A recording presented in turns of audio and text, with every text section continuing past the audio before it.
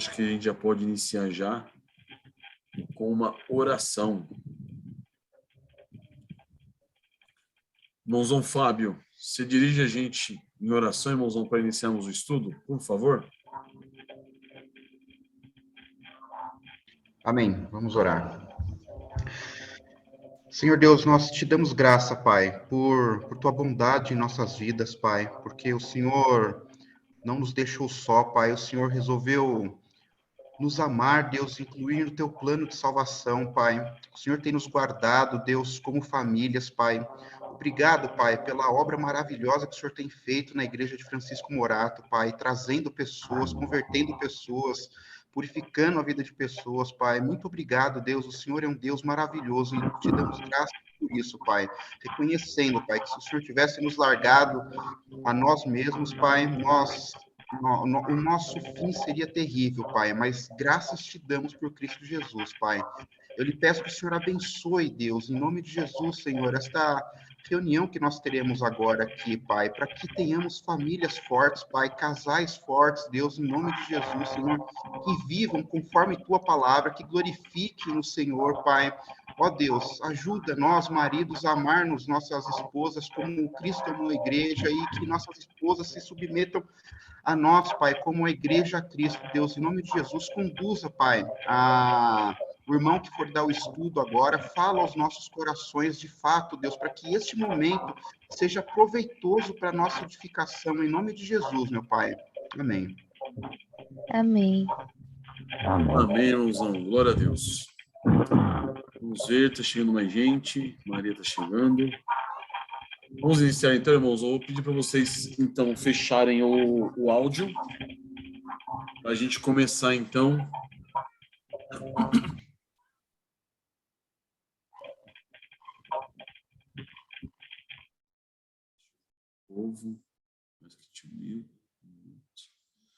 Isso. Vamos lá, então. Irmãos, nós chegamos ao 6º capítulo do nosso livro, cujo título é Perdão Pleno e Gratuito. A gente já vem vendo já vários pontos importantíssimos. No primeiro capítulo, ele falou da importância de nós termos uma teologia exata, uma teologia bíblica. No segundo capítulo, ele mostrou a importância que nós temos de nos considerarmos, vermos que nós somos, enxergarmos que nós somos o pior dos pecadores. Já no terceiro capítulo, ele falou sobre o dever que nós temos de lutar contra esse inimigo. Que inimigo? O pecado dentro de nós. No quarto capítulo, ele falou sobre a doutrina da depravação total sendo colocada como? Na prática. Como que a gente analisa a questão da depravação total e como que a gente coloca essa depravação total na prática. A gente reconhece essa condição na prática e a gente recorre ao Senhor devido a isso. No capítulo 5, ele fala sobre o chamado à misericórdia. Se nós somos alcançados por misericórdia, nós devemos, então, dispensar misericórdia, longanimidade aos irmãos, né? No caso, ao cônjuge. E no capítulo 6, ele fala sobre o perdão pleno e gratuito. Então, no caso, irmãos,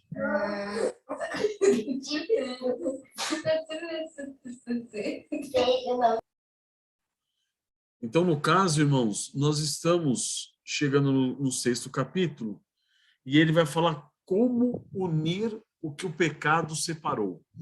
Então, uma coisa que é importante nós entendermos, irmãos, é a questão do pecado no relacionamento. Ele sempre vai nos levar à divisão, à dissensão.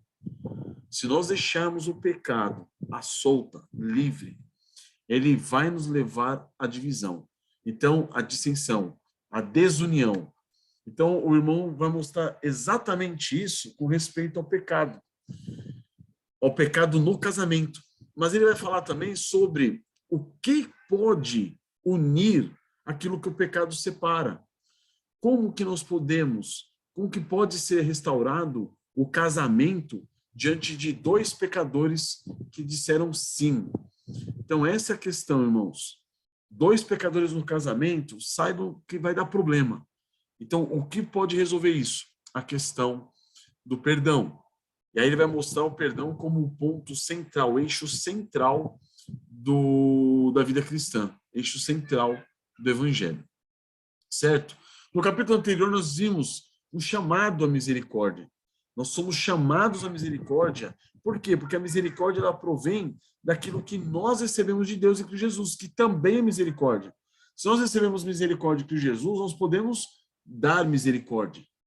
Então, eu vou mostrar que a misericórdia ela é diferente do perdão. Por quê? A misericórdia ela pode ser estendida àqueles que não a reconhecem.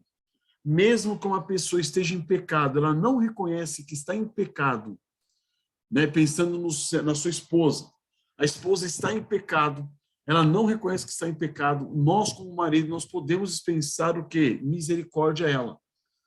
Ainda que ela não reconheça o pecado. Essa é a grande diferença da misericórdia para o perdão. Por quê? O perdão já é um procedimento que surge na relação dos dois indivíduos. O perdão ele exige o reconhecimento do pecado pelo ofensor, para que ele possa, reconhecendo o pecado dele, ele pedir perdão, ele confessar seu pecado. Uma vez pedido esse perdão, nós devemos perdoar. Então essa é a grande diferença, irmãos. Ele também vai mostrar a diferença entre longanimidade e perdão. A longanimidade, olha só que interessante, ela é a santa capacidade de nós cobrirmos a ofensa praticada contra mim. Então, a longanimidade é a capacidade que eu tenho de cobrir a ofensa praticada contra a minha pessoa com o amor de Deus e sem guardarmos o menor ressentimento. Ele vai falar isso mais detalhadamente na página 80, irmãos. Se vocês voltarem na página 80, olha só, aqui no penúltimo parágrafo ele diz: a longanimidade aplica-se a casos específicos de pecado. Envolve uma percepção perspicaz de que um pecado foi cometido contra nós e uma decisão corajosa, inspirada pelo Evangelho, de cobrir esse pecado com amor. Então, a longanimidade é muito parecida com a misericórdia. Então, você decide o quê? Ela é a capacidade, santa capacidade, que nós temos de cobrir a ofensa, cobrir o pecado. A partir do quê? Do amor de Deus por nós. E aí a gente não guarda ressentimento. A gente lembra do que aconteceu, mas você não guarda ressentimento, você não cobra aquilo da pessoa. Você dispensou a ela o quê? Longanimidade, misericórdia. Diferente do perdão, porque o perdão, ele não deve ser, no perdão, o pecado não pode ser ignorado, irmãos. O pecado tem que ser tratado por amor a Cristo. E ao ser reconhecido e confessado pelo transgressor. Então, quem comete o pecado tem que reconhecer que pecou. Ele tem que reconhecer, ele tem que pedir perdão, ele tem que se arrepender do seu pecado, tem que confessar o seu pecado. Para quê? Para que ele possa ser perdoado. Então é interessante que em Mateus 18, o autor vai trabalhar bastante em Mateus 18, onde nós vemos a relação entre o perdão de Deus e a responsabilidade que nós temos naquela parábola do servo compassivo, que nós temos, nós que já fomos perdoados, de perdoar também os nossos irmãos. Perdoar, no caso, o nosso cônjuge, perdoar a nossa esposa, perdoar o marido, certo? Então, essa é a questão, irmãos, essa é a questão. Nós perdoarmos aqueles que nos ofenderam. Por quê? Porque nós já fomos perdoados, certo? Então, o ensino central dessa passagem é o quê? Pecadores perdoados perdoam pecadores. Então, irmãos, não podemos jamais esquecer disso. Uma vez que nós somos perdoados, nós não temos a opção de perdoar, nós devemos perdoar. É isso que vai tratar aquela parábola de Jesus. Então, aí o autor, no caso, ele vai apresentar a história do Jeremy e da Cindy, certo? Uma história bastante triste, né? Uma história de traição, uma história de adultério. Contudo, a gente vai ver o quê? Que houve restauração no final desse capítulo. Esse é o ponto fundamental, irmãos. Então, o nosso pecado, ele sempre é contra a infinita santidade de Deus. O nosso pecado, primeiramente, irmãos, ele é contra Deus. Isso nós devemos entender para que nós consigamos compreender o grau de pecaminosidade das nossas faltas, das nossas falhas. Nós não devemos ficar comparando, irmãos, pecado com pecado. É o meu pecado com o pecado do Ricardo, o pecado da minha esposa, a ponto do quê? De avaliarmos os nossos próprios pecados como se eles fossem o quê? Inferiores ao do nosso irmão, ao da nossa esposa. Não podemos fazer isso. Como nós já vimos lá nos capítulos anteriores, nós devemos entender que nós somos o quê? O principal dos pecadores. Esse é um ponto fundamental, irmãos. Esse é um ponto fundamental que a gente não pode deixar passar. Então, sendo a questão o pecado que cometo é contra quem? Contra o Deus Santíssimo. E por isso é que esse pecado é sempre infinitamente maior do que qualquer outro pecado que seja cometido contra mim. Não importa qual seja o pecado. Certo? Se você comete um pecado de murmuração, você já está ofendendo grandemente a Deus. E esse pecado é muito maior do que um pecado de traição de alguém para com você. Ou de um pecado até mais sério, até mesmo o assassinato. Você foi vítima de assassinato. O seu pecado para com Deus tem que entender que ele é muito maior do que o pecado do próximo para com você. Esse é um ponto fundamental para que nós possamos compreender essa relação que existe entre o pecado que nós cometemos contra Deus e o pecado que as pessoas cometem contra nós. Entendemos que nessa relação, o que há de mais grave é sempre o quê? O pecado que eu cometo. Porque eu cometo é contra Deus. A pessoa pecou contra mim, lógico, ela está pecando contra Deus, mas é um assunto dela. Mas o pecado dela para comigo, eu não posso querer exigir algo da qual Deus não exige de mim quando eu peco contra Ele. Certo? Ele lançou as minhas culpas, as minhas dívidas todas sobre Cristo Jesus. Então, amados, todo o pecado que eu cometo é sempre maior do que os pecados que os outros cometem contra mim. Esse é o ponto fundamental. E aí, olha só, uma simples indiferença que você demonstre com a sua esposa, ou que você, esposa, demonstra para o seu marido, já é suficiente para justificar o quê? A completa ira do Deus Santo para com você. E esse pecadinho, né, que nós achamos muitas vezes que é um pecadinho, uma simples indiferença. Ele exigiu igualmente de Cristo Jesus, irmãos, como qualquer outro pecado, o sangue do nosso Salvador para purificá-lo. Então, amados, a apreciação do perdão de Cristo referente a esse débito que nós temos, imenso, que você possuía contra o Santíssimo Deus, é a base do quê? A base, o fundamento para quê? Para que você possa perdoar as ofensas infinitamente menores daqueles que cometem, daqueles que pecam contra você. Entende? Então, essa realidade é algo que tem que entrar na nossa mente, irmãos. Entrar na nossa mente. Para quê? Para que nós tenhamos cuidado. A não ser que nós compreendamos essa gravidade, irmãos, e a profundidade desse nosso pecado contra o Senhor Deus e contra as suas ricas e riquezas infindas, né, de seu perdão para conosco, em Cristo Jesus, nós jamais conseguiremos perdoar os nossos ofensores. Então, amados, que o Senhor dê condições para que nós possamos enxergar em nós a gravidade dos nossos pecados. Quando o próximo pecar contra mim, qual vai ser a minha reação?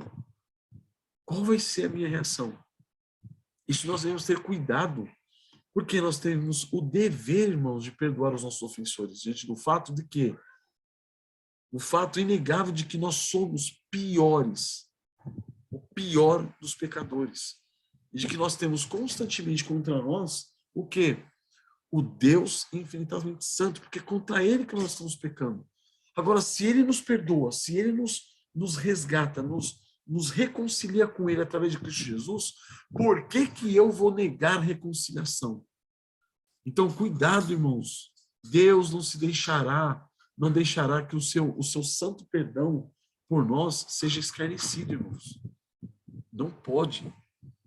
É o caso da parábola. O perdão daquele senhor foi escarnecido pelo servo que não perdoou o seu conservo. 10.000 talentos não é nada para 100 denários. Né? Ou melhor, 100 denários não é nada para 10.000 talentos. 10.000 talentos era uma riqueza, um dinheiro, uma quantia muito grande. Então foi o perdão daquele senhor foi escarnecido quando aquele servo cobrou do seu conservo 100 denários. Então, irmãos, em Efésios 4:32, se os irmãos quiserem abrir,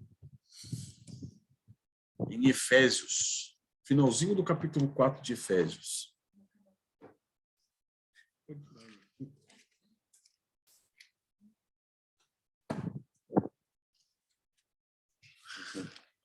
Finalzinho do capítulo 4 de Efésios, versículo 32, olha o que ele diz. Antes, sede uns para com os outros benignos, compassivos, perdoando-vos uns aos outros, como também Deus em Cristo vos perdoou. Então, amados, olha o que é exigido de nós. Paulo está falando aqui, ó. Sede uns para com os outros benignos, ou seja, bondosos, compassivos, tenham paciência, perdoem uns aos outros, perdoando-vos uns aos outros, como também Deus, em Cristo Jesus, vos perdoou. Então, essa, irmãos, é a nossa responsabilidade. Se nós fomos perdoados pelo Senhor Jesus Cristo, nós somos chamados a perdoar. E aí no capítulo 5, versículo 1, Paulo continua. Sede, pois, imitadores de Deus, como filhos amados, e andai em amor, como também Cristo nos amou e se entregou a si mesmo por nós, como oferta e sacrifício a Deus em aroma suave. Então, quando ele fala, sede imitadores de Deus como filhos amados, e andai em amor, como também Cristo nos amou, ou seja, sede imitadores de Deus, perdoe os irmãos, sede imitadores de Deus, entregue o que há de mais precioso, que no caso de Deus, o quê? O seu filho amado. Ande em amor, como também Cristo nos amou. E como que ele nos amou? Entregando a si mesmo por nós. Então, essa relação, irmãos, de perdão, é uma relação do quê? De entrega. É uma relação de amor. E nós vamos ver isso um pouquinho mais à frente. É uma relação de amor, uma relação de entrega. Nós estamos nos entregando, nos doando, sofrendo dano. Abram também Colossenses capítulo 3, um pouquinho mais à frente. Colossenses capítulo 3, versículo 12. Ele vai dizer, revesti-vos, pois, como eleitos de Deus, santos e amados, de ternos afetos de misericórdia, de bondade, de humildade, de mansidão, de longanimidade. Ele diz, suportai-vos uns aos outros, perdoai-vos mutuamente, caso alguém tenha motivo de queixa contra outrem.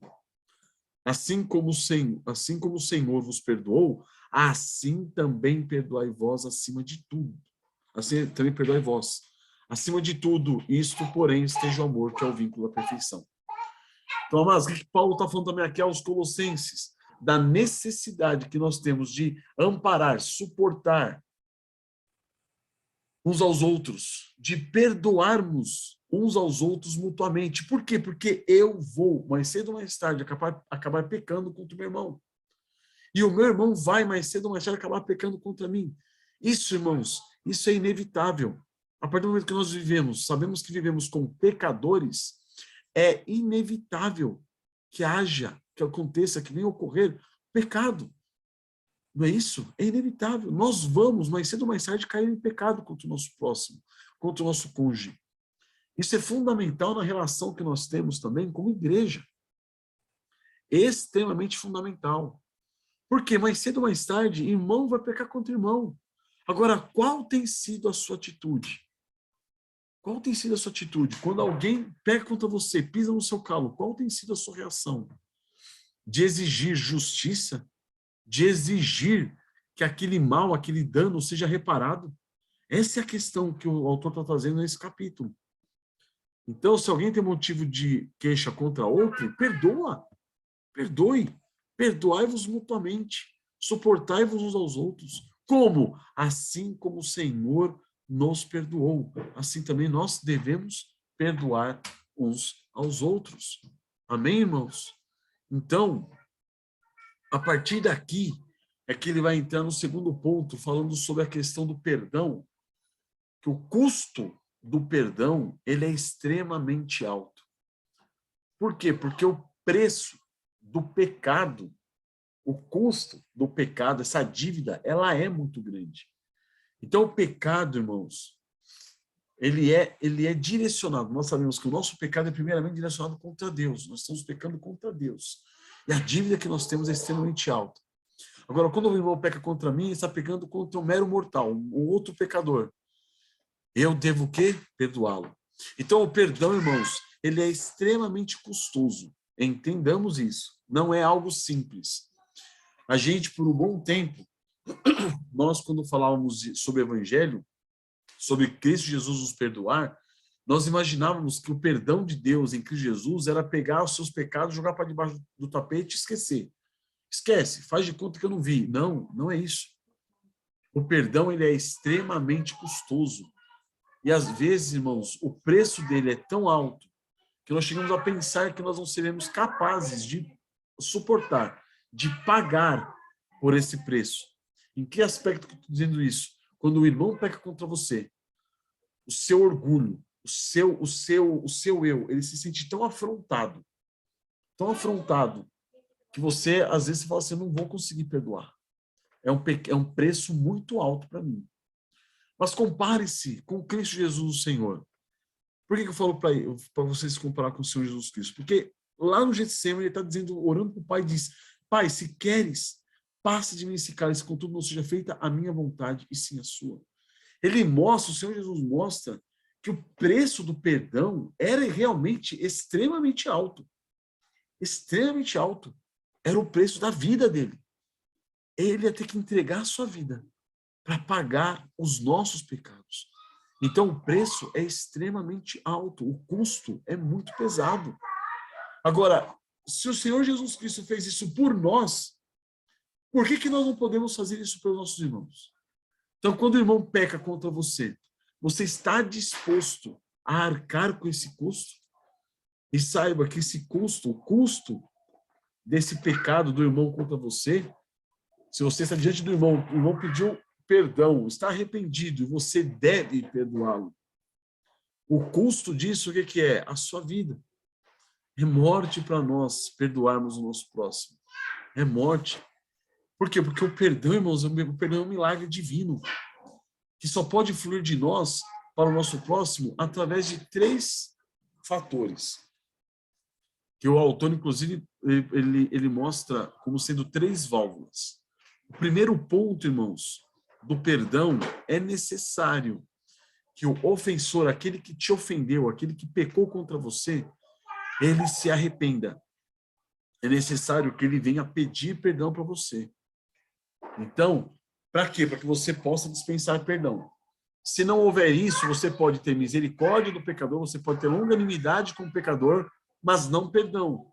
O perdão é necessário para você perdoar, que a pessoa reconheça o pecado dela, arrependa-se e venha confessar a você e pedir perdão. Então, esse é o primeiro ponto. O verdadeiro perdão só é possível quando o transgressor ele reconhece a gravidade do seu pecado contra Deus e, posteriormente, contra o próximo, contra você mesmo. E aí acontece, ele te ofendeu, ele tem que reconhecer a gravidade desse pecado, e aí ele vai até você e pede perdão. Esse passo ele é extremamente difícil, irmãos. É um passo extremamente difícil para o ofensor, para aquele que pecou contra você. Entenda, o pecador reconhecer o seu pecado e confessar o seu pecado é um milagre de Deus. É algo extremamente difícil. Como também é difícil da nossa parte que recebemos o pecado, recebemos a injúria, recebemos a afronta, também é difícil para nós dispensarmos o quê? Misericórdia. Então, o verdadeiro perdão ele só é possível quando, após nós sermos ofendidos pelo transgressor, e o transgressor vier até nós arrependido e pedir perdão pelos seus pecados, nós, como ofendidos, levarmos à cruz de Cristo o nosso rancor e a nossa amargura. E agir com amor para com o ofensor, com aquela pessoa que nos ofendeu, transgrediu contra nós, pecou contra nós. Então, amados, esse é um ato de misericórdia. Quando você pega o seu rancor, a sua amargura, que vieram à tona no seu coração como fruto do pecado direcionado a você, Você pega isso e joga, lança, leva à cruz de Cristo. E aí você age em amor para com o ofensor. Porque também não é fácil. Depois de você ter sido injuriado, de você ter sido prejudicado pelo pecado do seu próximo, você largar, deixar de lado o seu rancor, sua amargura e tratar com ele com amor. Também não é fácil. É algo totalmente difícil, impossível. É por isso que a questão do perdão, irmãos, ele é um milagre divino. O perdão é um milagre divino em nossas vidas. É um milagre de Deus fazer com que o transgressor reconheça os pecados e venha pedir perdão. É um milagre de Deus fazer com que nós deixemos o nosso rancor, a nossa amargura de lado e tratemos o ofensor com amor. Então, a misericórdia livra o pecador, irmãos, de sofrer a punição merecida por seu pecado. E esse passo é dificílimo, porque na sua mente, você foi ofendido. Você já quer fazer o que com o transgressor, com o pecador? Você quer que ele pague aquilo que ele fez com você. Que ele sofra a punição merecida pela sua transgressão em direção a você. É isso que você quer. Você quer que haja vingança. Você quer que a pessoa sinta aquilo que você sentiu. Sofra aquilo que você tem sofrido. Então, também é difícil. E o terceiro ponto que o autor mostra é, depois disso, depois de você estar disposto, pegou o seu amargor, o seu rancor, a sua amargura, levou a cruz de Cristo e passou a tratar o pecador com amor, você tem que estar disposto a pagar o custo do pecado. Porque quando você quer que a pessoa sinta o que você sentiu, sofra o que você sofreu, você está querendo que ela pague pelo pecado dela. Quando você fala assim, não, eu estou disposto a eu pagar o custo do pecado, isso significa que você vai sofrer sozinho o dano. Você vai sofrer sozinho o prejuízo. Essa é a questão, irmãos. Então não basta para o perdão somente o pecador vir pedir perdão para você. Não, você tem que ter misericórdia, agir com ele em amor e estar disposto a pagar o custo do pecado. Estar disposto a sofrer o dano. Então, amados, a nossa reação natural é sempre querer o quê? Cobrar a dívida daquela pessoa que pecou contra nós. Mas ao tentar, irmãos, perdoar, nós corremos o risco de querer simular um perdão com um simples, não, tudo bem, esquece. Não, te perdoo, fique tranquilo. E aí? Isso daí, lá dentro, está falando o seguinte, tudo bem, agora eu quero o seu galho, mas não volte a fazer isso comigo. Isso não é perdão, irmãos. Isso não é perdão. Como pecadores, irmãos, nós somos hábeis em simular situações. Tanto o pecador, ele consegue simular situações de arrependimento, enquanto ele está se auto-justificando internamente na sua mente, ele está simulando um arrependimento. Por isso que João Batista fala, produzir, pois, fruto digno de arrependimento. O arrependimento, irmãos, entendam isso. Se eu pequei contra o Ricardo, e eu venho e falo, meu irmão, eu estou arrependido, me perdoa. Ele pode se dispor, sim, a perdoar, mas isso não garante que eu esteja realmente arrependido. Eu posso simular um arrependimento. Todos nós podemos simular um arrependimento. É necessário que haja tempo para que haja fruto digno de arrependimento. Que se mostre um verdadeiro arrependimento. Mas nós também podemos simular o quê? Uma misericórdia. Enquanto nós alimentamos lá dentro a amargura silenciosa no nosso íntimo, a gente pode, do lado de fora, falar, não, Ricardo, não, esquece, tudo bem, fique em paz, fique tranquilo.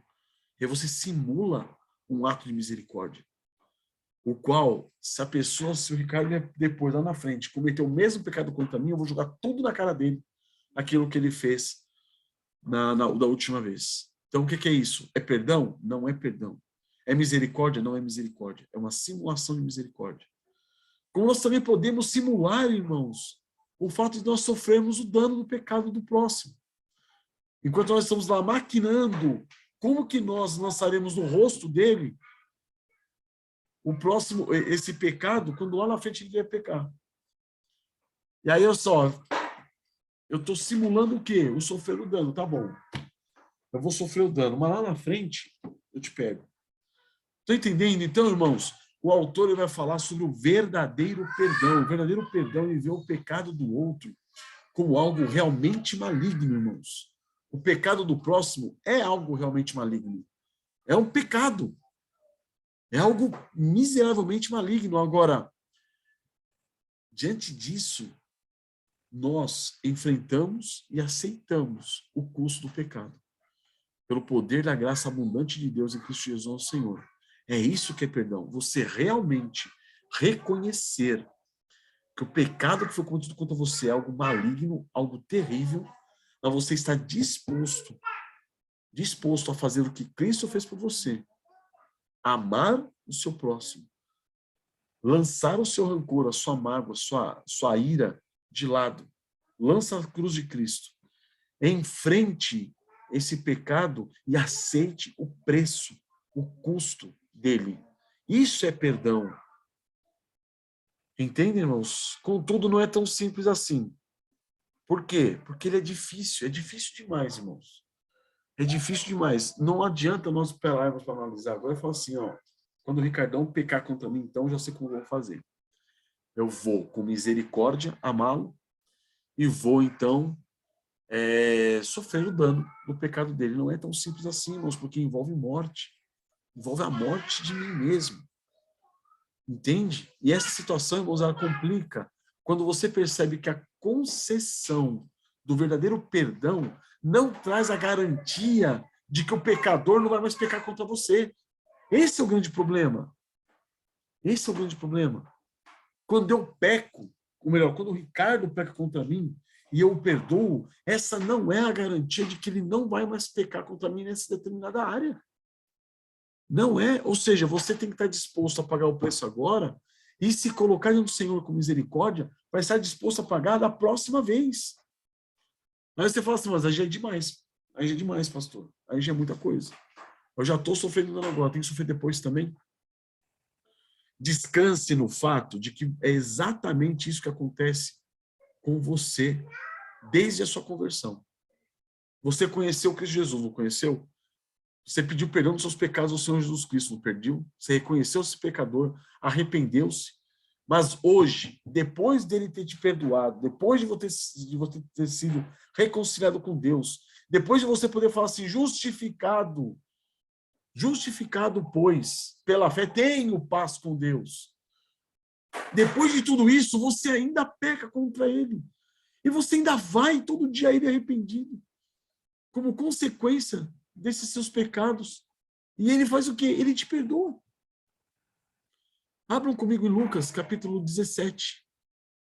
Lucas 17, versículo 3.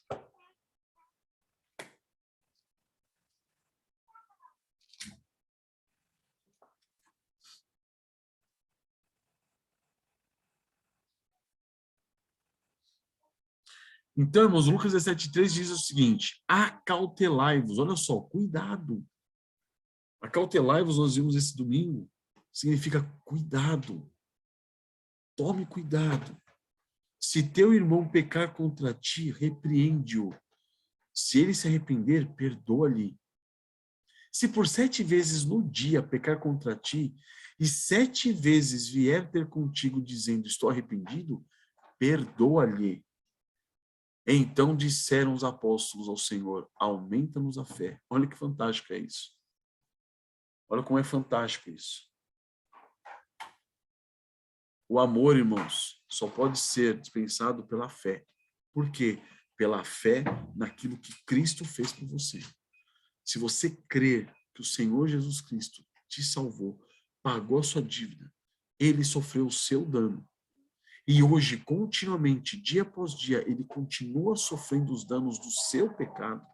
Se você crê nisso, esse amor de Cristo vai te constranger a você viver uma vida santa, a você poder perdoar o irmão 7 vezes. Esse número, irmãos, é um número que mostra que, independentemente da quantidade de vezes que ele vier pecar contra você, você tem que perdoar. Se ele vier pedir perdão, perdoa-lhe. Perdoa-lhe. Mas, Senhor, a 7ª vez, não tem problema. Perdoa-lhe. Nós fazemos isso constantemente com o Senhor. Constantemente. O que João diz? Filhinhos, eu vos escrevo para que não pequeis. Se todavia alguém pecar, temos advogado do Pai, Jesus Cristo justo.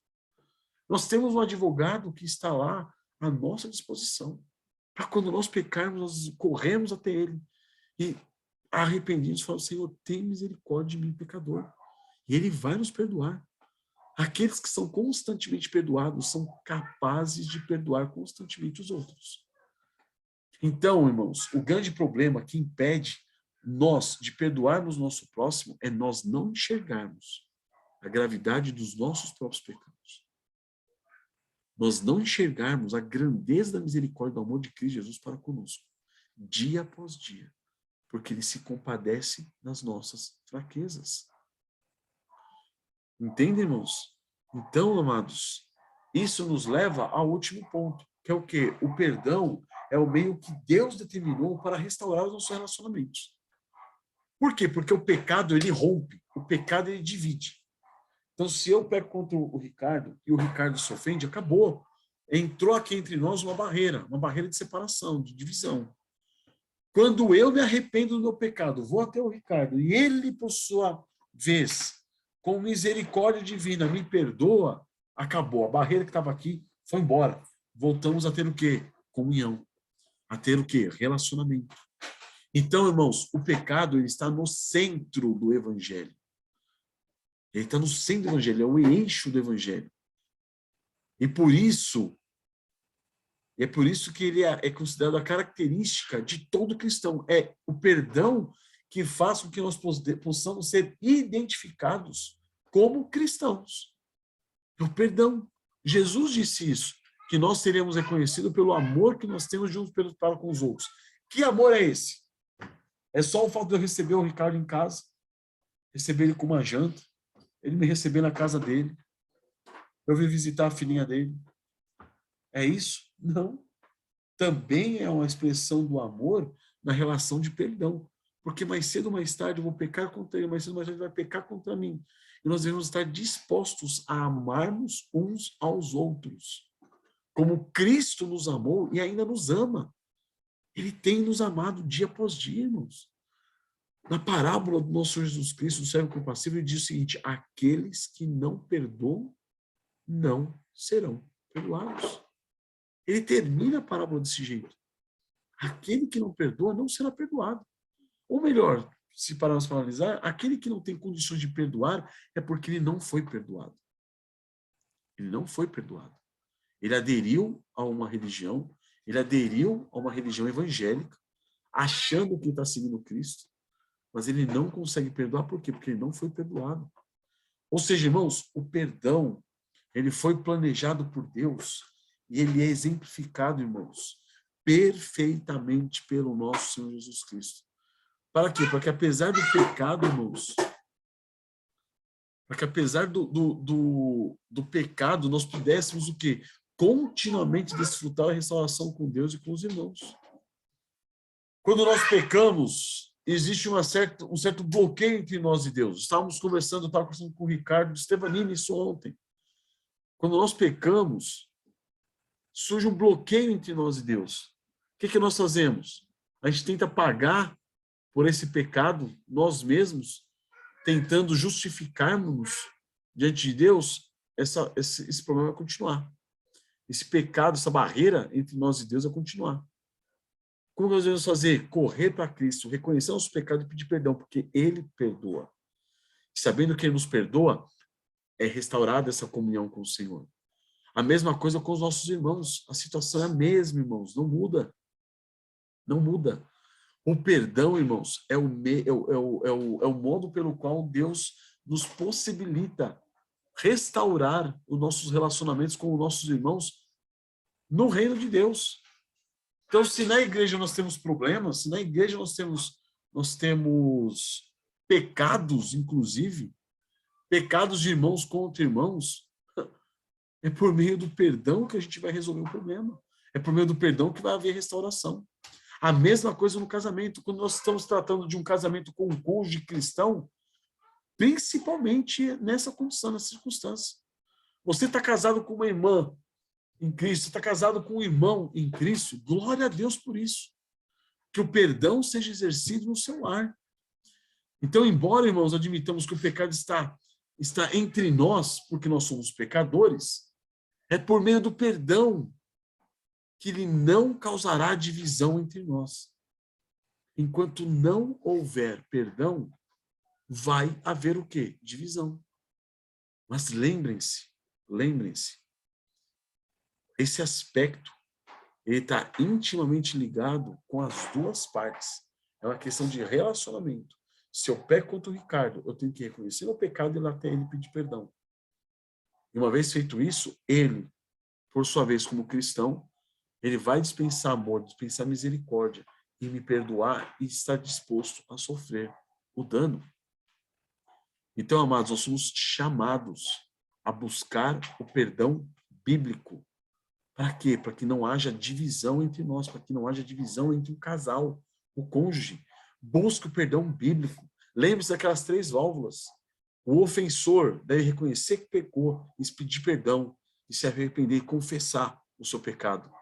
Aquele que foi ofendido deve lançar o seu rancor, a sua amargura em Cristo Jesus e dispensar misericórdia, amor àquele irmão, estando disposto a pagar pelo preço do pecado do irmão.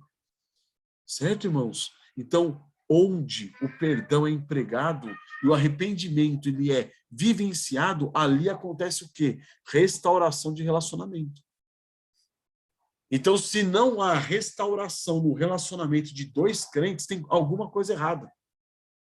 Alguma coisa errada. Ou a pessoa que ofendeu não está disposta, sob hipótese alguma, a reconhecer seus pecados, ou a pessoa que foi ofendida, ela não está disposta a pagar pelo preço do pecado do irmão. Das duas, uma. Certo? Então, se há um problema de relacionamento entre 2 crentes, 2 cristãos, deve haver restauração.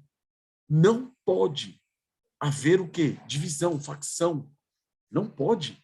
O casamento de 2 crentes, 2 cristãos, marido e mulher, tem que ser um casamento que vai sim ter pecado. Do marido contra a esposa contra o marido. Só que tem que haver continuamente o quê? Restauração. Restauração, quebrantamento, tanto de um quanto do outro. Tanto de um para reconhecer o pecado que cometeu, como do outro para estar disposto a pagar o dano causado pelo pecado do irmão. Entendem? Esse capítulo é fantástico por causa disso, irmãos. O perdão, ele está no âmago do evangelho. Quando um determinado relacionamento, irmãos, o perdão ele é buscado com humildade e ele é oferecido com humildade, ou seja, o transgressor busca o perdão com humildade, se quebrantado, humilhado, e aquele que foi ofendido concede perdão, quebrantado e humilhado, a glória de Deus é profundamente expressa nesse relacionamento. Amém? Quando nós falamos só lhe deu glória, é fácil falar só lhe deu glória. É fácil nós falarmos que nós estamos aqui para glorificar a Deus em tudo.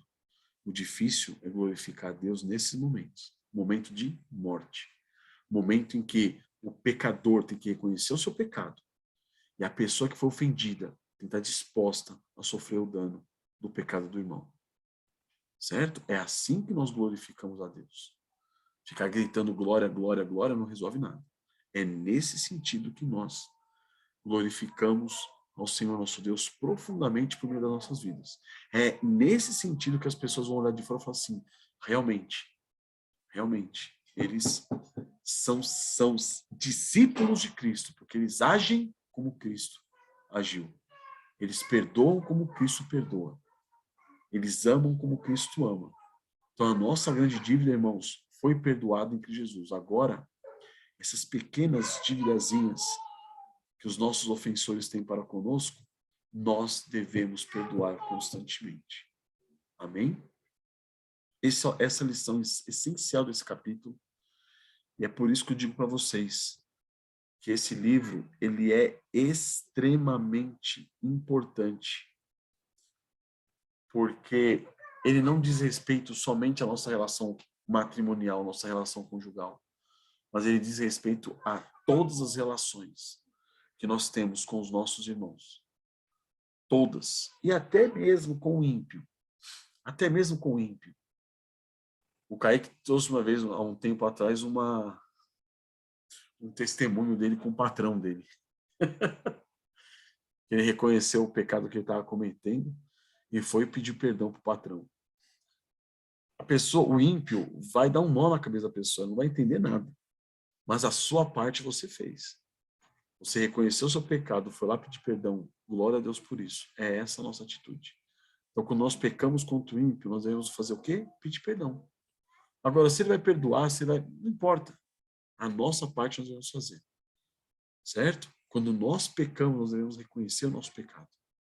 Agora, como cristãos, se a pessoa vier pedir perdão a nós, não importa se ela é crente, se não é crente, não importa. Nós devemos perdoá-la.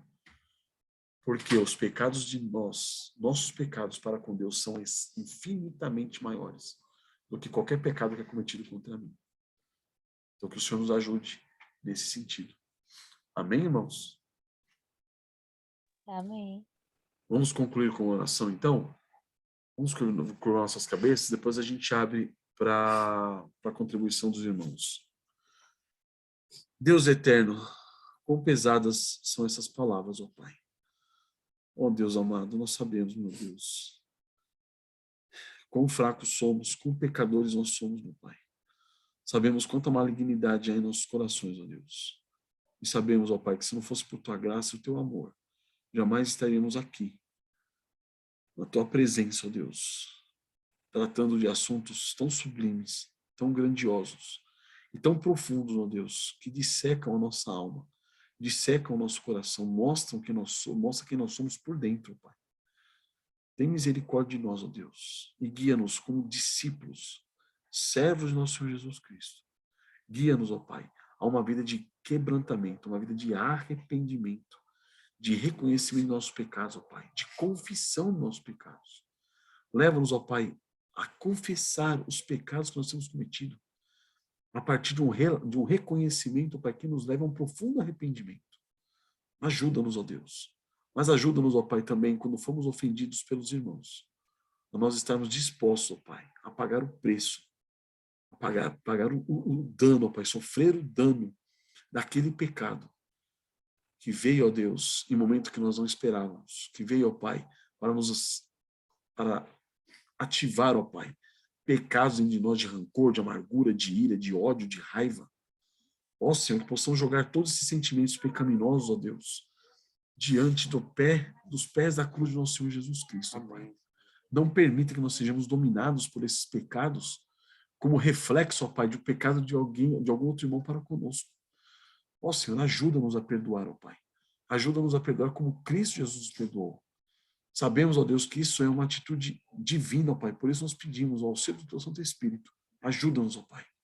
Ajuda-nos, ó Deus, para que possamos perdoarmos uns aos outros, suportarmos uns aos outros, auxiliarmos uns aos outros, ajudarmos uns aos outros, ó Pai. E que as nossas famílias, nossas casas, ó Pai, sejam estabelecidas, ó Pai, sobre esse fundamento. Tendo o marido e a mulher amando um ao outro. Tendo o marido amando sua esposa, a esposa amando seu marido. Esse amor, ó Pai, não um amor meramente romântico, mas um amor substancial. Um amor, ó Pai, que perdoa. Um amor, ó Pai, que está disposto a sofrer o dano, a pagar pela dívida do pecado do outro. Ajuda-nos, ó Deus, e que as nossas crianças possam ver esse grande amor, ó Pai. Esse grande amor de nós para com nossas esposas para com os maridos, ó Pai. Para que elas possam entender na prática qual foi o amor de Cristo, qual tem sido o amor de Cristo para com seus eleitos. Ajuda-nos, ó Deus. Guia-nos para que possamos viver vidas santas, em casa, na igreja, no trabalho, onde quer que estejamos. Que o Teu nome seja glorificado por meio da nossa vida, Pai. Uma vida santa, de quebrantamento e humilhação. É o que nós pedimos, em nome de Senhor Jesus. Amém, Senhor. Amém. Amém, irmãos. Alguém quer comentar alguma coisa? Vocês leram o capítulo 6, uns ouviram o áudio. Se quiserem comentar, comentem. O Ricardão também está aqui já. Fica à vontade, Ricardão. Vamos lá, irmãos, não fiquem constrangidos. Vai lá, Caicão.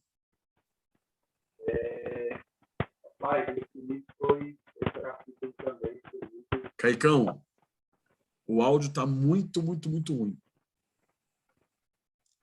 Tá bom. Você vai ter que chegar mais perto. E agora? Melhorou. Tá. Eu ia falar que o capítulo é extremamente inspirado, né? Apesar de no âmago do Evangelho, perdão, estão ouvindo bem? Meio chiado. Tá bom, irmão. Então eu vou deixar para comentar na próxima vez. Tá bom? Que pena, irmãozão. Tá muito ruim mesmo. Vê se você não tem algum fone aí só para você fazer o comentário. Tá bom. Outro irmão ou irmã que queira comentar, por favor.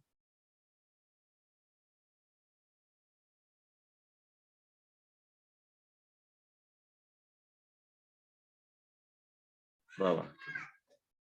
Bom, irmãos, aproveitando aqui, esse capítulo, assim como todo o livro, mas esse capítulo em específico é algo tão importante, tão imprescindível para os nossos relacionamentos, né? Como nosso pastor Josué explanou, ele foi muito feliz nisso, tanto como casal, no nosso relacionamento como igreja, no trabalho, porque o que me marcou bastante no último capítulo que a gente estudou, exatamente o ponto em que mostra que um dos grandes problemas que nós temos dentro de nós é a nossa justiça própria. Mas quando nós somos revestidos com uma justiça que não é nossa, no caso a justiça de Cristo, e essa justiça ela se manifesta na justificação quando o nosso pecado é coberto, é perdoado, mas ela também se demonstra no processo de santificação, ou seja, nós não temos nada. Tudo é de Deus. Tudo é de Cristo. Então é algo tão incoerente quando o nosso cônjuge ou qualquer pecador peca contra nós e a justiça própria se manifesta e você quer pegar o camarada pelo pescoço.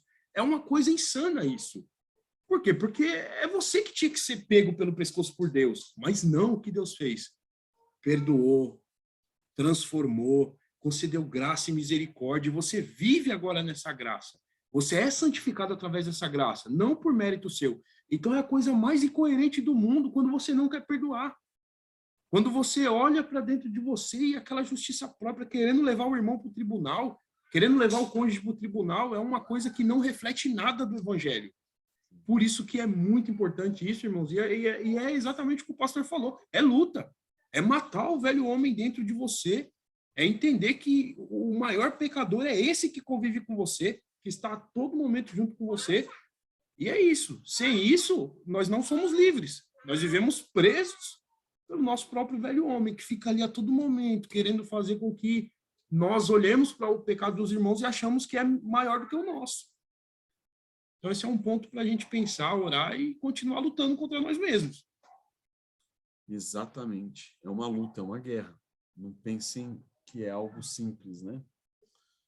O Senhor tem que ter misericórdia de nós e nós devemos estar dispostos, irmãos, a rendermos diante da cruz de nosso Senhor Jesus Cristo, para que nosso eu Amém. seja crucificado, nossa carne seja morta. Amém? Mais alguém, irmãos? Eu Vai lá, achei Vai interessante lá, Luana. aquela parte em que o senhor falou que o pecado dos outros não são nada se comparado em relação ao meu pecado, né, diante de Deus. Além de reconhecer o pecado, reflete, né, os atributos de Deus, vai praticando cada vez mais a misericórdia, a longanimidade, crescendo em santidade, restaurando, né, os relacionamentos com o próximo, principalmente. E também é algo bem doloroso, mas é necessário, que fere o nosso ego, né? Mas o nome de Deus vai sendo glorificado de alguma forma, né? E não de forma mecânica, com o amor de forma de todo o seu ser, real, substancial. É incrível. Amém, irmã, amém. Glória a Deus. É isso mesmo. Mais alguém, irmãos?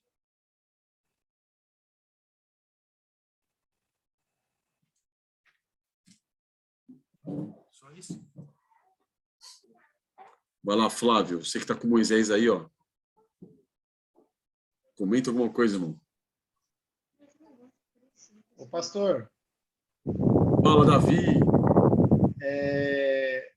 eu tenho, não sei se é uma dúvida ou uma pergunta em tudo que o pastor citou dentro deste capítulo desse livro. Eu estava comentando aqui com a minha esposa, falando para ela, não sei se é uma visão correta, né?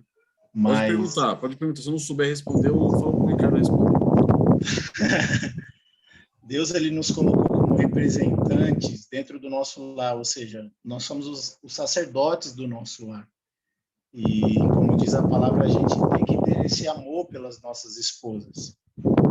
E no sentido de não conseguir perdoar, muitas das vezes, o nosso cônjuge, ou seja, a pessoa que a gente convive todos os dias dentro de uma casa, né? Passa o dia, a gente tem essa dificuldade, isso não se torna mais dificultoso quando externado para fora, na questão do relacionamento com pessoas que a gente não tem tanto contato, muitas das vezes as pessoas nos ofendem, e a minha pergunta é justamente essa: se a gente tem essa dificuldade dentro do nosso lar, dentro da nossa casa, em reconhecer isso, se torna mais dificultoso com os de fora, ou é igual? Meu irmão, vai depender muito, irmão. Eu vou ser sincero para você. Eu acho que muitas vezes é mais difícil você reconhecer seus pecados e perdoar a pessoa que está com você, porque ela é quem mais pecou contra você, ela é quem mais tem pecado contra você, ela é quem mais tem te ofendido. E se você guarda a raiva, guarda o rancor, guarda a amargura, é mais difícil você perdoar, ou querer restaurar o relacionamento com alguém que está do seu lado do que com um desconhecido. Já viu que tem muitas pessoas que conseguem ser muito mais simpáticas e educadas com a pessoa de fora do que a pessoa dentro de casa. Isso é normal.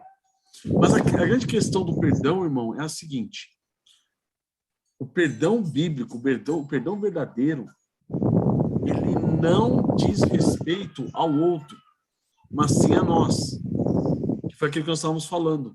Quando nós temos consciência de que o nosso pecado para com Deus, ele é infinitamente maior do que qualquer pecado de qualquer pessoa para conosco, e de que em Cristo Jesus nós somos perdoados, irmão, não importa quem vai pecar contra você, entende? Se é sua esposa, se é sua filha, se é seu pai, se é sua mãe, se é seu vizinho, se é uma pessoa que está andando na rua, não importa. Porque o ponto de referência não é o seu relacionamento com a pessoa, ou melhor, não é a pessoa é o seu ponto de referência, mas sim o perdão de Deus para com você. Então, se o perdão de Deus para com você, ele é realmente percebido, ele é realizado, pela fé você consegue ver a grandeza do que Cristo fez por você. Se o seu cachorro morder seu carcanhar, você perdoa ele. Você está entendendo? O ponto de referência não são as pessoas. Quem é mais fácil perdoar? Se é minha mãe, se é meu pai, se é minha mãe? Não. O ponto de referência é o perdão de Deus para comigo. Se Deus realmente me perdoou, eu realmente estou vendo isso, eu consigo perdoar quem quer que seja. Porque qualquer pecado cometido contra mim é infinitamente menor do que os pecados que eu cometo diariamente contra o Senhor, meu Deus. Não sei se fui claro. Ajudou? Ok. É que minha esposa queria fazer uma pergunta também, ela tá com vergonha, pastor. Não, eu não quero aparecer, eu vou tirar a câmera. Para com isso, irmã. Ai, eu não tenho vergonha, pastor, mas eu vou falar aqui. Seja forte e corajosa. Na verdade, não é uma pergunta. É que essa semana me veio à cabeça, né, agora, sobre José. José foi um exemplo claro de que para perdoar não precisa de um ambiente propício para isso, né? Ele teve uma vida toda dificultosa, né? Perdeu sua mãe cedo e era predileto de seu pai, os irmãos era contra ele, foi vendido, enfim. O ambiente que ele viveu não era propício para ter um coração frutífero, era para ter um coração amargurado. Mas quando os irmãos dele apareceu precisando de ajuda, por ele ter um coração regenerado, ele perdoou. Não só perdoou, como o ajudou. E eu assisti uma pregação do Paulo Júnior falando sobre filhos, e ele falou que fez uma visita num presídio, e o rapazinho falou assim: o meu maior desejo é sair daqui e matar o meu pai. Por quê? O rancor do coração dele era tanto que poderia passar quanto tempo fosse, mas o objetivo dele era acabar com a vida do pai dele, de tanta mágoa, de tanto rancor, porque ele não tinha um coração regenerado, né? Não tinha um coração perdoador, diferente de José, que ele tinha tudo, como ele já estava já no apogeu dele, estava, vamos dizer assim, né, por cima da carne seca, ele poderia muito bem, se ele fosse carnal, se ele fosse uma pessoa não regenerada, ter descontado tudo naquele momento. Mas ele fez ao contrário. É só isso que eu queria falar, pastor. Amém, irmã, amém. José tinha, sim, a oportunidade de matar todos os irmãos dele ali. E nada ia acontecer com ele. Ele está dentro da lei ainda. Então, a questão é exatamente isso, irmão. A questão é que não precisa existir ambiente propício. Perdão, o que precisa é haver quebrantamento. É haver humilhação. Isso que precisa. Então, nosso coração deve estar o quê? Quebrantado, humilhado. E a grande bênção, no caso de José, foi a visão que ele tinha sobre a soberania de Deus. A visão que ele tinha sobre o poder, a soberania de Deus, o controle, o governo de Deus sobre todas as coisas, a ponto dele falar assim: tudo aquilo que vocês fizeram correu para quê? Para o nosso bem. Para que agora eu pudesse usar o quê? De misericórdia e salvar a nossa família. Olha que interessante. Então, quando a gente começa a olhar para fora de nós mesmos, né, a gente começa a enxergar as grandezas do Evangelho, as grandezas de Deus, as grandezas que nós temos em Cristo Jesus. Esse é o ponto. Então, nós vamos enxergar o quê? O que Cristo fez por nós. Ele fez algo maravilhoso. É nos exigir o quê? Que façamos da mesma forma com as pessoas que nos ofendem. A irmãzinha Camila Gomes, que eu acho que é a Camila Luquezzi, né? Acho que é a Camila Luquezzi. Ela falou aqui, ó: pastor, qual conselho o senhor dá em relação ao orgulho? Eu tenho muita dificuldade em relação ao orgulho por causa da minha educação dentro do legalismo. E o perdão é possível apenas quando nós nos despimos do orgulho, não é? Quando o autor fala, irmão, da questão da humilhação, né, que o perdão, a restauração, ela só existe quando o ofensor, aquele que pecou, ele busca o perdão com humildade, e aquele que foi ofendido está disposto a pagar, né, a sofrer o dano com humildade.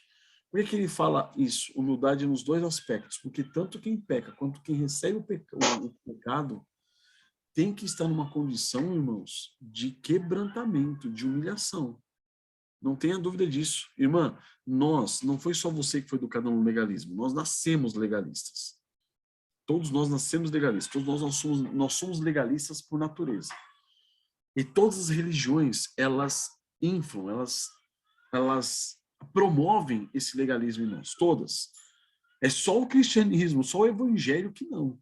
Todas as outras religiões promovem o quê? Promovem esse legalismo. Você tem que andar de determinada maneira para que você seja o quê? Aceitável diante de Deus, dos deuses, de quem quer que seja. Certo? Então o legalismo está em nós. Nós somos legalistas. Por quê? Porque nós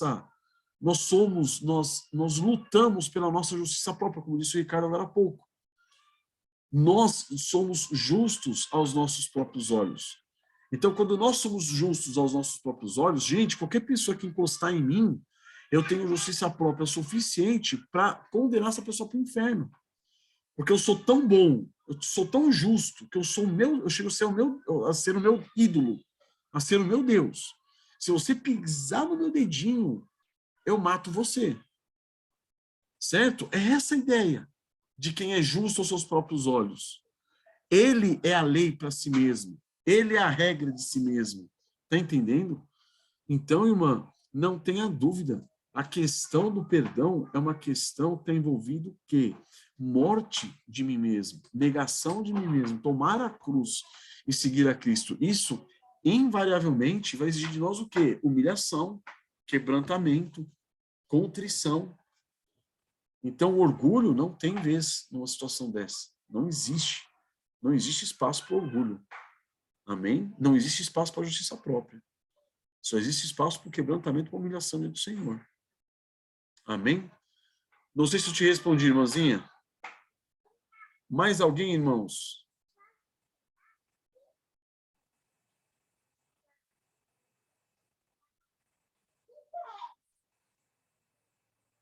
A Camila disse que ela é ela mesma. Gomes é o sobrenome do marido. Amém. Graças a Deus, irmão. Tudo bem? Olá, Keine. Puxando esse GIF do senhor, pastor, referente à humilhação, nós chegamos à conclusão que é tudo graça, né? Tanto em pedir perdão quanto em receber perdão. Perdão, né?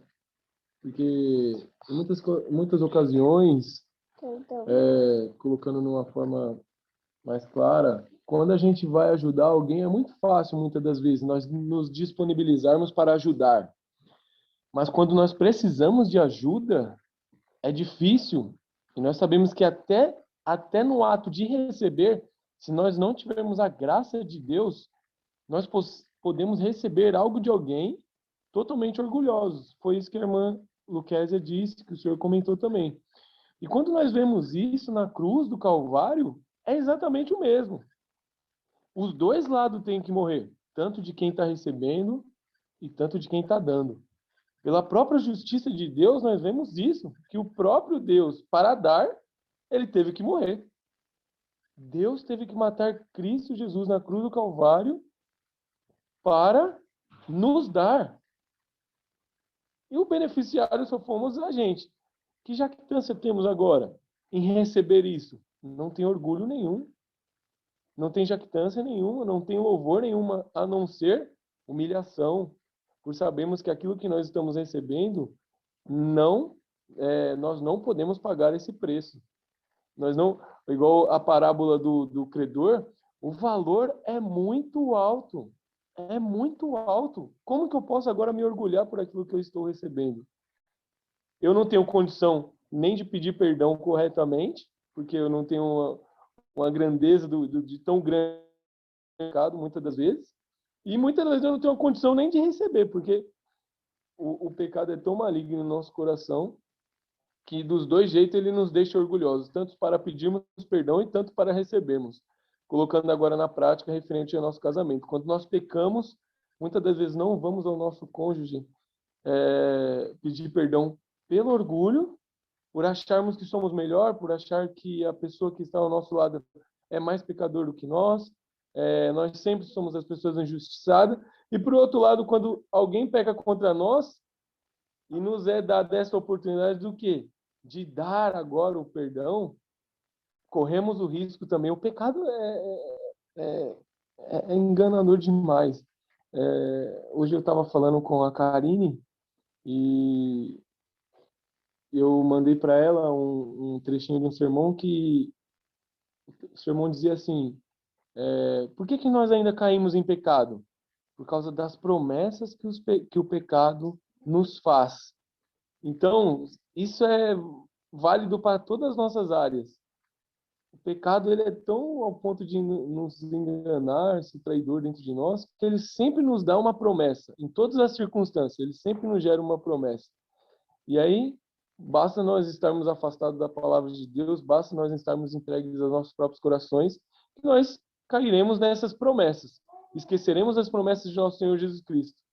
Né? Quando nós olhamos para a cruz do Calvário e vemos as promessas que ele nos deu, vemos as promessas do perdão, e quais são os seus resultados, isso deveria nos fazer nos humilhar mais perante todas as circunstâncias. E como está sendo muito bem dito nesse livro, nesses capítulos, que o maior mal não é as circunstâncias, mas sim o problema que está dentro de nossos corações, que é o pecado. Mas se nós entendermos, se nós nunca distanciarmos a nossa mente da obra da redenção na cruz, parece que todas as mensagens da nossa vida inteira, tudo positivo e negativo está na cruz. Ali é da obra do Pai com o seu Filho a favor de nós, pecadores. Isso se resume. Isso é o Evangelho, né? Isso é o que nós aprendemos diariamente. O Evangelho resplendido, refletido em nosso casamento. E que o Senhor continue nos guiando. Tanto graça para receber, mas graça também para dar. Tudo é graça. Amém. Deus abençoe. Amém, Kenny. Muito bom. Glória a Deus. Mais alguém, irmãos? Uma última chamada.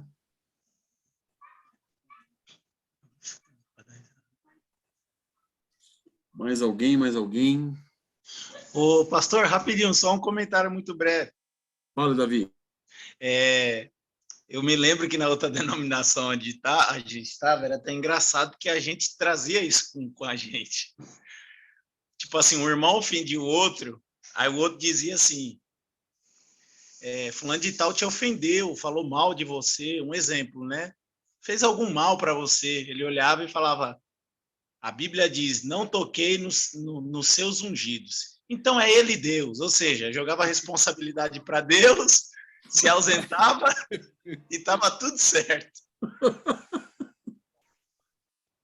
Então, Davi, o grande problema disso daí é que você cria um sistema que não é bíblico e nunca trata o pecado. Exatamente. E aí é uma válvula de escape, na realidade, porque você fala assim, ó, é entre o fulano e Deus, mas quando você vê o fulano da próxima vez, meu irmão, você fala, esse miserável aí que tá falando mal de mim. Desganhento. E aí você já tá cheio de rancor, cheio de amargura, e nunca se trata.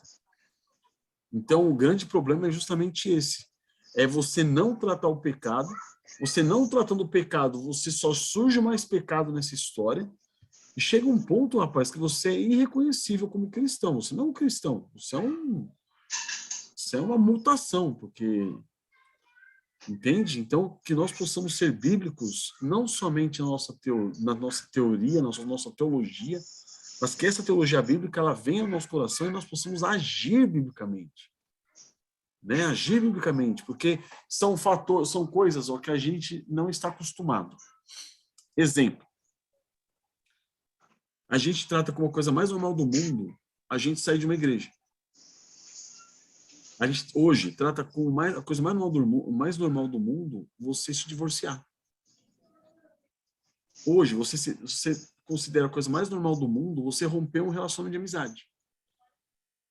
Eu tinha um amigo, mas, de repente, aconteceu que a gente se desentendeu e acabou. Mas quanto tempo era a sua amizade? A minha amizade durou ali, brincando, uns 15 anos. E acabou por causa de um desentendimento? E isso a gente trata como a coisa mais normal do mundo. E não é. Não é normal. Entende? A gente tem que começar a ver a divisão, a dissensão, as facções, como coisas provindas da onde elas provêm, da malignidade do pecado. Porque senão você começa a considerar tudo coisa normal. Sabe? Na política, os políticos traem uns aos outros. Né? Fazem aliança com um, daqui a pouco estão fazendo aliança com o outro, e você fala assim, não, isso é normal. Não é normal. Isso é pecaminoso. Isso precisa do quê? De arrependimento. Isso precisa do quê? De reconhecimento de pecado. Porque senão a gente traz esse normal, entre muitas aspas, para dentro da nossa vida. E acontece o quê? Uma vez meu irmão chegou e falou, o irmão que não está com a gente, falou assim, gente, vocês não brigam? Você e sua esposa não brigam? Eu falei, sim, mas não nesse nível. Como assim não? É tão normal. Para ele é normal o quê? Xingar, brigar, discutir, ofender, humilhar. Isso não é normal. Isso não é normal para o cristão, não. Para o cristão, o que é normal, o que, que é? É você cair em pecado. Você é pecador, você pode cair em pecado, você vai cair em pecado. Agora, quando você cai em pecado, o que é normal, ou pelo menos deveria ser natural para quem é regenerado, é o quê? A pessoa reconhecer o pecado dela, confessar seu pecado, se arrepender e falar, me perdoa. Isso é natural do cristão. Isso deveria ser normal para nós cristãos. Natural do cristão, que eu digo, é natural de uma vida regenerada, de uma nova criatura. Não natural da nossa carne, porque na nossa carne sabe que é uma guerra. Mas natural da nova criatura. Entende? Então a gente tem que começar, irmãos, pedir que o Senhor transforme a nossa mente, renove a nossa mente. Para quê? Para que quando nós entrarmos numa igreja, eu achei fantástico uma vez um testemunho de uma irmã, que ela falou assim, ó, eu me converti com 11 anos. Ela falou, hoje eu estou com 40 e poucos anos, eu estou na mesma igreja. O mesmo pastor que me batizou, foi o mesmo pastor que me casou, o mesmo pastor que batizou agora a minha filha, que se converteu, e que vai casar a minha filha. Olha só que fantástico é isso. O que é isso? É um relacionamento que foi desenvolvido, foi mantido. Para isso acontecer, gente, é muito trabalho. É isso que é fantástico. É muito trabalho. Passou por meio desses anos muito perdão, muito pecado, muito arrependimento. Para quê? Para que esse relacionamento fosse o quê? Mantido. Vocês percebem? Por que existem igrejas que duram? Igrejas, eu vi uma igreja que durou 5 anos.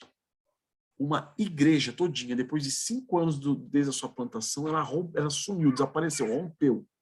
Cada um foi para o seu canto. Por quê? Por causa disso. Por causa disso. Pecado em cima de pecado, pecado em cima de pecado, chega uma hora que explode tudo. Então, para que não aconteça isso no nosso casamento, para que vocês tenham um casamento, nós tenhamos um casamento durável, para que eu possa viver com a minha esposa 10, 15, 20, 30, 40, 50 anos de modo piedoso, tem que haver o quê? Arrependimento e perdão de pecado. Senão, não vai acontecer. Quando a gente fala que o amor ele deve ser cultivado, como se cultiva o amor? Reconhecendo esse pecado, pedindo perdão e se perdoando. É esse o cultivo do amor. Não se cultiva amor comprando rosinha, plantinha, florzinha, dando para a esposa comprando uma bola de futebol para o marido. Não é assim que se cultiva amor. Sabe, isso aí são coisas do mundo. As pessoas do mundo pensam que o amor é cultivado dessa forma. O amor para o cristão, ele é cultivado de que maneira?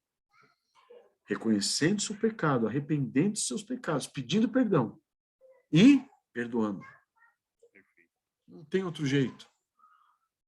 Então, irmãos, a gente está lutando nisso. Essas são as raízes sólidas do Evangelho. Se você investir nisso, pode ter certeza, o seu casamento está seguro em Cristo. A igreja, a comunhão do corpo de Cristo está segura em Cristo. E aí é duradouro. Louvado seja Deus por isso. Posso pegar um ganchinho, pastor? Fica à vontade. É tão interessante o que o pastor falou, irmãos, e eu acho muito bom a gente refletir sobre isso. Até nesse ponto que o pastor citou da divisão. Se nós pensarmos, por que existe a divisão? Para os nossos pecados, mas por quê? Aí entra até no que a irmãzinha Camila Luquezzi falou, é porque eu sou tão orgulhoso, eu sou tão bom, eu sou tão melhor que os outros, que eu tenho que me separar, eu não posso estar unido. Então, esse amor, né, esse amor próprio que eu tenho por mim é tão grande. Essa autoidolatria, essa coisa de ficar me cultivando como se eu fosse o melhor. E aí, e tudo isso embasado na minha justiça própria, me faz alguém tão orgulhoso, tão soberbo, que fica insuportável qualquer pessoa viver comigo. Sim. Então, eu tenho que me separar dessas pessoas, porque eu não suporto as outras pessoas. Então, é daí que vem a idolatria. é exatamente essa visão muito alta de nós mesmos, achando que nós somos o centro de tudo, que nós somos a bola da vez. E a gente percebe, irmãos, é exatamente essa visão mundana que coloca o homem no centro. Por que as igrejas do falso evangelho estão cheias? Porque o homem está no centro, o homem é paparicado, é você o campeão, você é o vencedor, é você o conquistador. E aí as pessoas cada vez vão se inflando, se inflando, se inflando. Aí já era, um pisou no calo do outro, explode. Vou embora. Aqui não tá bom para mim, eu vou embora. Por quê? Porque eu sou a bola da vez. Então, irmãos, é morte para nós mesmos, né? E a gente percebe que esse livro, como até o Kenny falou, é um chamado do evangelho para nós. Seja um cristão no relacionamento, no seu casamento. Olhe para o seu cônjuge à luz do evangelho. Olhe para você mesmo à luz do evangelho. Isso é maravilhoso, irmãos. É maravilhoso porque a gente percebe que essa é a vontade do Senhor, que todo o nosso apreço esteja em quem? Em Cristo, em Deus. Amém. E tenhamos uma visão baixa de nós mesmos. Porque somos pecadores. E não fosse a graça dele, estávamos todos no inferno. Amém? Amém, Ricardo, amém. Mais alguém, irmãos? Esses assuntos, irmãos, são fundamentais, irmãos. Fundamentais. Esse domingo, com a graça do Senhor, nós teremos na igreja um almoço de comunhão, onde nós passaremos o domingo todinho juntos. Irmãos, são esses ensinamentos que mantêm a gente junto. Mantêm a gente unido. Porque depois você fica sabendo de tanta coisa que aconteceu por detrás dos bastidores. Ah, porque irmão falou não sei o que para ciclano. Ah, irmão falou não sei o que para fulana. Rapaz do céu. E aí, se nós não estamos enraizados no nosso Jesus Cristo, a gente estoura, explode. Certo? E aí, como o próprio autor do livro disse, né? Aí vai óleo para tudo quanto é lado, né? Para não falar outra coisa. Certo? Mas então, irmãos, louvado seja o Senhor por tudo. Tá? Vamos encerrar então aqui. Que o Senhor abençoe todos vocês. Um forte abraço, fiquem com Deus e ponham em prática essas verdades na família de vocês, em casa. Amém? Para a honra do Senhor. Cultivem esse relacionamento que o Senhor tem dado para vocês. Marido e mulher, pais e filhos, e irmãos com irmãos. Vamos cultivar isso que Ele nos deu. Nós falamos na quarta-feira, inclusive, falei sobre aquele versículo de Efésios, falando para nós, como que é a palavra? Diligentemente, lutando, né? Esforçando-vos diligentemente por preservar a unidade do Espírito no vínculo da paz. Então, esforcem-se diligentemente. Para quê? Não para criar uma paz, não para criar um vínculo. Já existe esse vínculo. É para você preservar esse vínculo com o Espírito Santo, esse vínculo de união, de relacionamento. Preserve como? No vínculo da paz. Certo? Preserve sujeito submisso a Cristo Jesus. Amém? Deus abençoe a todos, irmãos. Fiquem com Deus. Agora é a hora das crianças. Se ainda tiver criança por aí, já são 9h30 já. Deus abençoe a todos, irmãozinhos. Vamos dar um período de tchauz aí. Tchau, meus irmãos. Fiquem com Deus, tá? Tchau, Keine. Olha o Andrezão lá. Irmãozão. Tchau pra Até vocês, domingo, pessoal. até sábado, até outro A gente tem que apresentar. O Ricardo falou que vai apresentar a Manu aí. Calma aí. Não vai dar?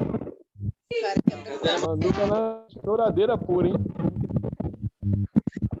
Daqui a pouco Não vai dar. Tô até Acabamos pensando. bem na hora que a Manu tá mamando. Vamos apresentar o pai da Manu. Esse aqui é o pai da Manu, ó. Já é alguma coisa já. Já é alguma coisa. Tchau, gente. Tchau, meus Tchau, irmãos. gente. Deus abençoe. Fiquem com Deus. Olá, Wesley. Irmãos, Forte abençoe. abraço. Deus abençoe a Deus abençoe, todos. Amém. Fiquem com Deus.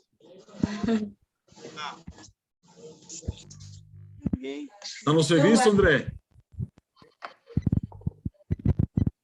Tô aqui na verdade, tô no ponto de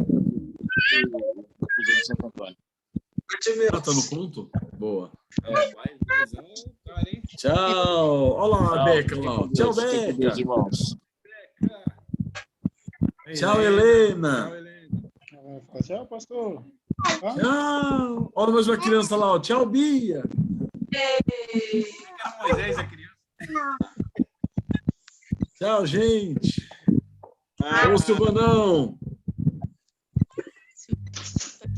Deus abençoe a todos. Tchau, meus irmãos. Vai cair.